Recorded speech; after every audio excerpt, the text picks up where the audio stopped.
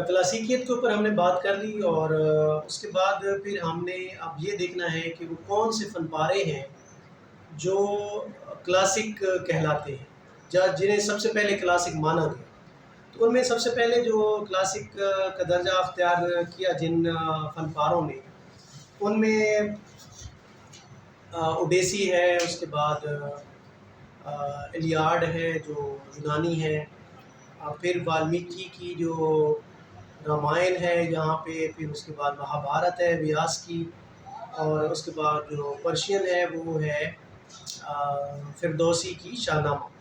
تو اس طرح سے مختلف تہذیبوں کی جو رزمیے ہیں، یہ سب بڑے رزمیے جو ہیں نا، یہ میں نے آپ کے سامنے ان کے بارے میں بتایا ہے۔ تو اوڈیسی کے بارے میں ہم سب سے پہلے بات کریں گے، اور اس کا جو خالق ہے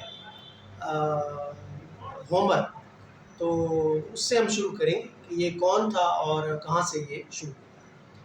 تو ویسے تو اس کی بہت ساری تصنیفات اس کے بارے میں ہیں، لیکن جو دنیا بھر میں پڑھائی جا رہی ہیں یا ابھی تک جو چلتی آ رہی ہیں، وہ یہ دو ہیں جن کے نام میں نے آپ کے سامنے لیے ہیں۔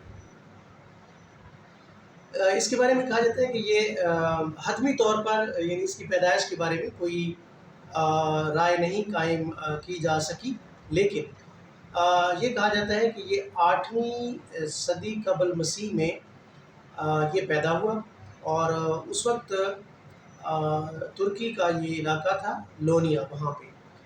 اور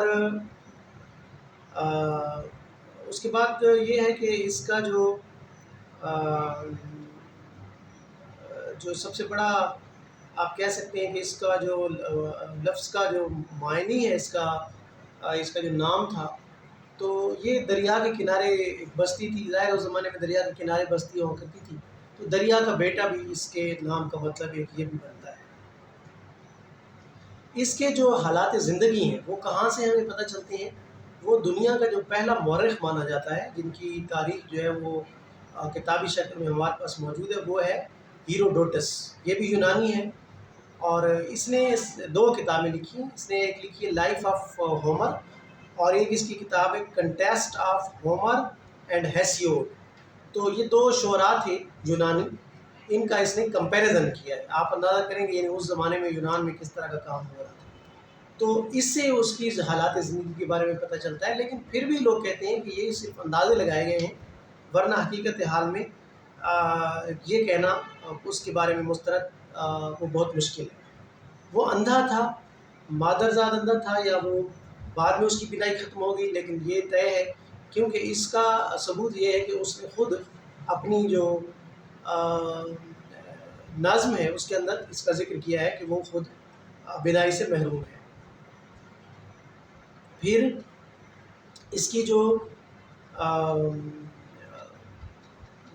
آنے والے لوگ ہیں، انہوں نے خود یونانیوں نے تو خیر اس کو ظاہر ہے اس کو گلوریفائی کیا ہی کیا، لیکن ورجل جو تھا، جو رومن شاعر تھا، سب سے بڑا شاعر مانا جاتا ہے ان کا، لاطینی زبان کا، اس نے کہا ہے کہ یہ شاعروں کا شہنشاہ ہے۔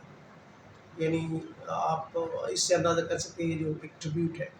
اس کے بعد ایک اور شاعر جو انگریز ہے الیگزینڈر پوپ، اس نے یہ کہا ہے کہ اس نے ترجمہ بھی کیا الیاڈ کا، اور اس نے دیباچے میں لکھا کہ یہ ایک عظیم شاعر ہے۔ یعنی اس نے اس کو کہا کہ عظمت کی جتنے بھی پیمانے ہیں، اس پہ اگر اس کو پرکھا جائے تو یہ اس پہ پورا اترے گا۔ اس کے بعد یہ ہے کہ یہ جو اس کی نظم ہے اوڈیسی، یہ 8ویں صدی کے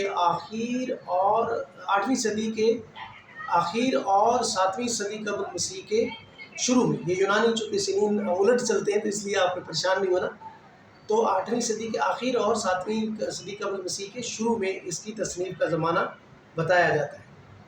اچھا، اور اس کا جو کام ہے وہ 50 قبل مسیح میں، یعنی تقریباً 500-600 سال بعد، ایتھنس کا جو حکمران تھا یا حاکم گورنر تھا، اس نے ایک سکندریہ کا کتب خانہ تھا، وہاں کا جو معتمم تھا ارسطاخوس اس کا نام تھا، اس کی مدد سے اس کے ذمہ یہ لگایا کہ آپ ہومر کی تمام چیزیں جو ہیں وہ محفوظ کر لیں، اور پھر اس کے بعد سے لگاتار یہ کتابی شکل میں موجود ہے. اس کے علاوہ بھی یونانی لٹریچر اور اوڈیسی ایک ایسی نظم ہے جس کے اندر لٹریچر، موسیقی، آرٹ، فلم، ہر شعبہ زندگی جو ہے خاص طور پہ جو آرٹ کے ساتھ جس کا تعلق ہے وہ متاثر ہوئے بغیر نہیں رہ سکے. اچھا، اب ہم آ جاتے ہیں کہ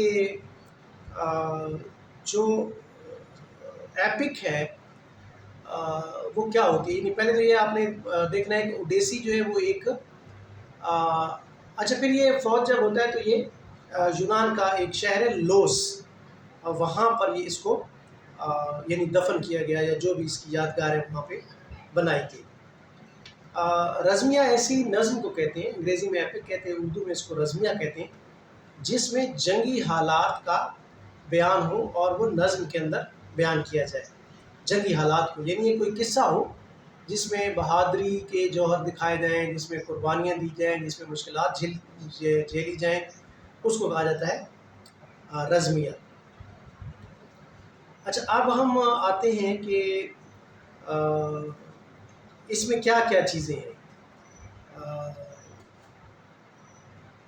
رزمیہ کی اور پھر یعنی اوڈیسی کی. اس سے بھی پہلے میں آپ کو یہ بتا دوں کہ دنیا میں رزمیہ میں نے ویسے شروع میں آپ کو بتایا بھی ہے، لیکن مہابھارت اور رامائن اور فردوسی اور کچھ لوگوں نے اردو کا جو بھی ریلیز کا مرثیہ ہے اس کو بھی کہا ہے کہ یہ اوڈیسی یعنی اوڈیسی جیسے ہے.